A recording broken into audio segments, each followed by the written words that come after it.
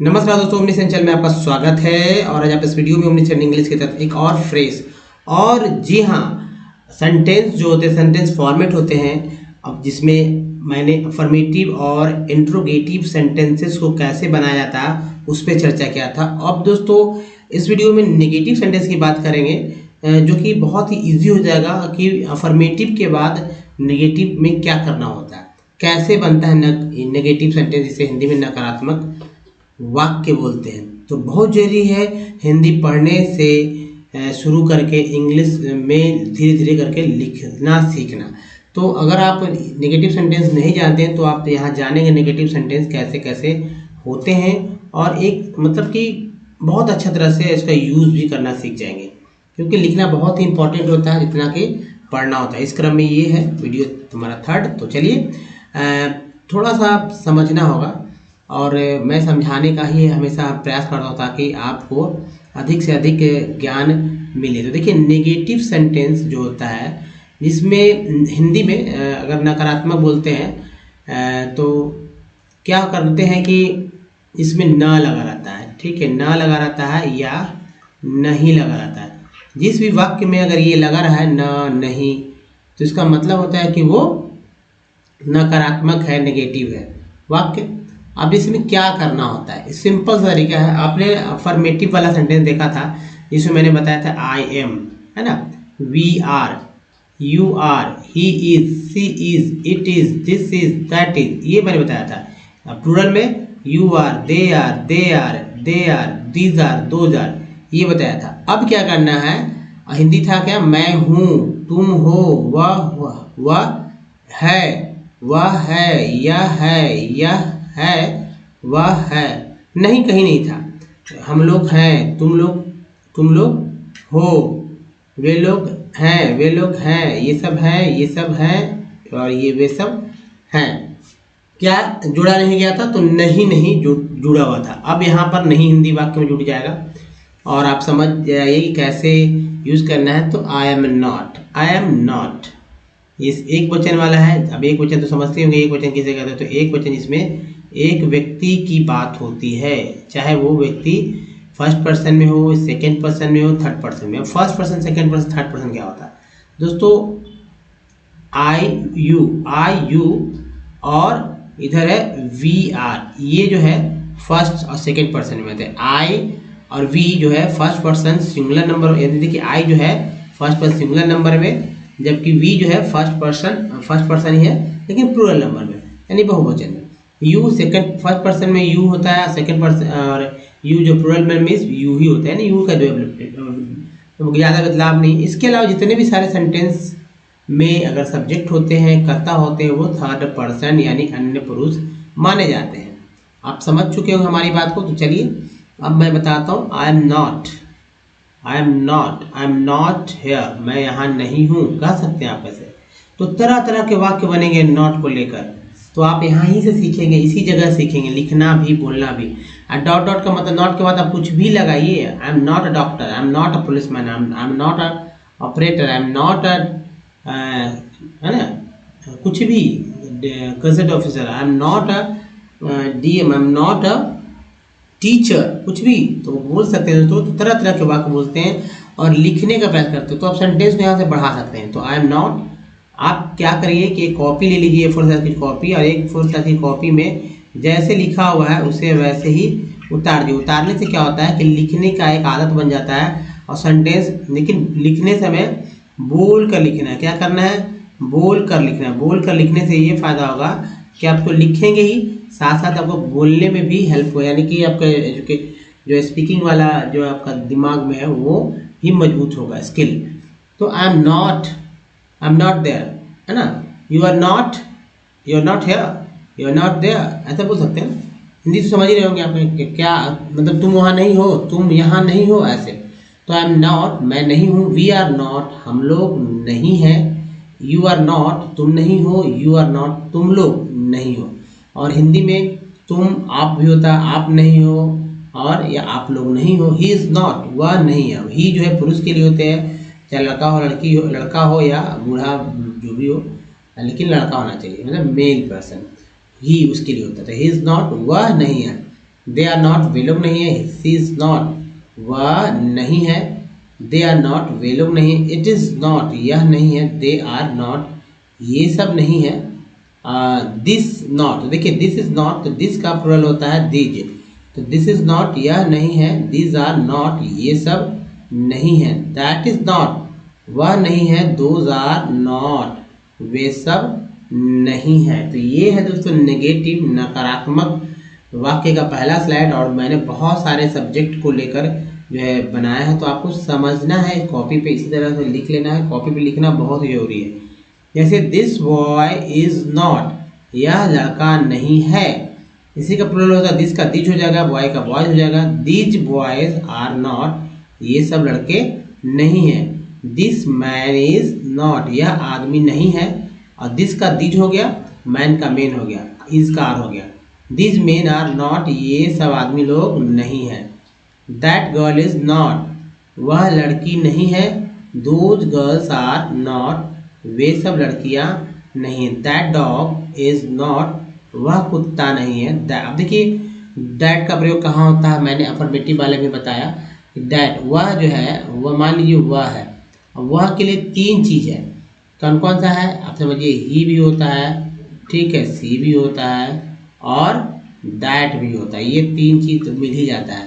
लेकिन जब non living thing वगैरह होते हैं तो यानी कह सकते हैं वहाँ दैट लगाइए, यानी इस तरह से दूसरे तरह से कह सकते हैं कि अगर महिला पुरुष नहीं है, अगर महिला पुरुष के लिए ही और महिला के लिए सी के अलावा वह, मतलब इन्हीं दो के लिए वह के लिए ये लिखना ही सी, बाकी सभी का दैट, वही बात है।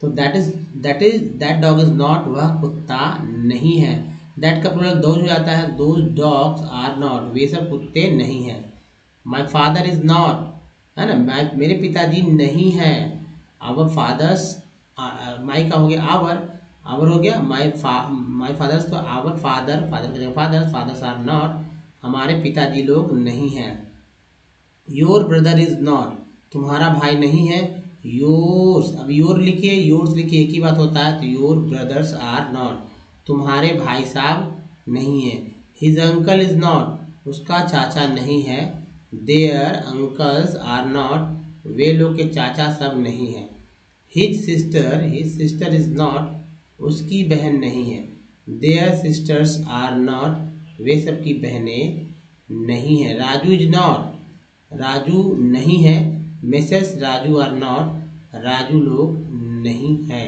रीमा इज नॉट रीमा नहीं है। अब देखिए ये मेसेस का मतलब होता है एम बड़ा ऑब्लिक एस छोटा, इसका मतलब होता है कि बहुत लोग हैं, राजू लीड कर रहे हैं, है ना, तो Mrs Reema are not Reema लोग नहीं है।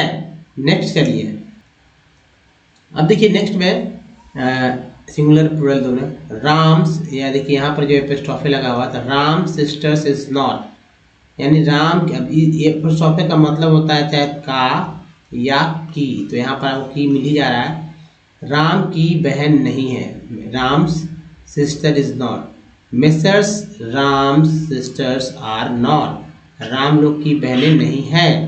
अब देखिए श्याम्स ब्रदर्स इज नॉट, उसी का यानी कि श्याम का भाई नहीं है, Mr Shyam's brothers are not Shyam लोग के भाई साहब भाई सब यानी भाई लोग नहीं हैं। अब हु इज देखिए अफर्मेटिव, मैंने बताया था आपको शुरू में ही कि अफर्मेटिव और नेगेटिव में, जी हाँ अफर्मेटिव और नेगेटिव में हु जो है वो जो कहलाता है, तो हु इज नॉट जो नहीं है, हु आर नॉट जो सब नहीं है, विच इज नॉट जो नहीं है, विच आर नॉट जो सब, यानी जो सब का जो लोग नहीं है। The boy who is not जो लड़का नहीं है ना, the boys who are not जो सब लड़के नहीं हैं, the girls who is not जो लड़की नहीं है, the girls who are not जो सब लड़कियां नहीं हैं।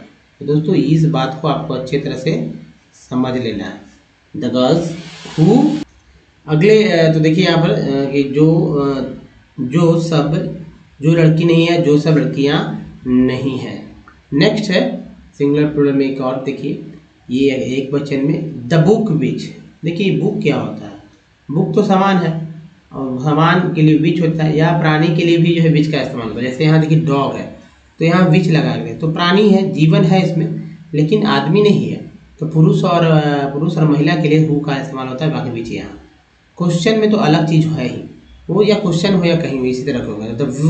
The book which is not, the book which is not जो किताब नहीं है, the books which are not जो सब किताबें नहीं है, the dog which is not जो कुत्ता नहीं है, the dog which is not जो कुत्ता नहीं है, the dogs which are not जो कुत्ते नहीं है। The old blind man is not बूढ़ा अंधा आदमी नहीं है, the old blind man are not, है ना। द ओल्ड ब्लाइंड, देखिए मैन जो है, मैन का प्लूरल क्या हो गया, मेन, है ना। तो बूढ़ा अंधा आदमी लोग, आदमी सब या जो भी है नहीं है। आगे भी सेंटेंस बढ़ा सकते हैं, ये आपके विवेक पर डिपेंड करता है कि आप कितना अधिक से अधिक इसे लिखते हैं। तो एक कॉपी बना लीजिए दोस्तों, कॉपी बनाना बहुत ज़रूरी है और उसको लिखने का प्रैक्टिस कीजिए। देखिए his hard problem is not, his hard problem उसका कठिन समस्या, इज नॉट नहीं है। हिज का जो कह सकते हैं प्लूरल यानी बहुवचन देयर हो जाता है, और प्रॉब्लम का problems. His hard problems are not, hard का कुछ नहीं होता, हार्ड कठिन है, कठिन का कोई बहुवचन नहीं होता है, तो वे सब की कठिन समस्याएं नहीं है। His hard economic problem is not, उसका कठिन आर्थिक समस्या नहीं है, और their hard economic problems are not, वे सबके कठिन आर्थिक समस्याएं नहीं हैं। दोस्तों सेंटेंस को इस तरह से लिखिए। तो देखिए मैंने क्या दिया आपको, मैंने 3 तरह के सेंटेंस दिया, ठीक है। अभी तक जो है अफर्मेटिव को दे दिया, अफर्मेटिव दिया, अफर्मेटिव किस तरह से बनाना है, नेगेटिव दे दिया, अब ये जो चल रहा है, और इंट्रोगेटिव मैंने पहले से दे दिया है, ठीक है, इंट्रोगेटिव। तो इन सभी को लेकर एक जो है वाक्य बनाइए, एक सेंटेंस बनाइए, कहानी बनाइए, लेकिन कॉपी में लिखने के बाद। अब जैसे देखिए माई मोबाइल इज़ नॉट, मेरा मोबाइल नहीं है, माई का योर होगा, योर मोबाइल्स आर नॉट। ये सब रूल्स है जो मैं बता रहा हूँ, माई का योर हो जाएगा, मोबाइल का मोबाइल्स हो जाएगा, इज का आर हो जाएगा। ये क्या रूल है, ग्रामर का रूल है, जो कि 10 साल के प्रयास के बाद भी आप बढ़िया से अच्छे से लोग लिख नहीं पाते हैं, जिसको मैं बता रहा हूँ धीरे धीरे। तो आप इसको मजाक में नहीं लें, सीरियस होकर पढ़ें और लिखें, लिखने से ही आपको लिखने आएगा। तो योर मोबाइल्स आर नॉट, तुम्हारा मोबाइल नहीं है, तुम लोगों का मोबाइल नहीं है, तुम्हारा मीन्स आप लोग का। The house of this man is not, यह मकान, यह आदमी का मकान नहीं है। The houses of these men are not, ये सब आदमी सबका मकाने नहीं है।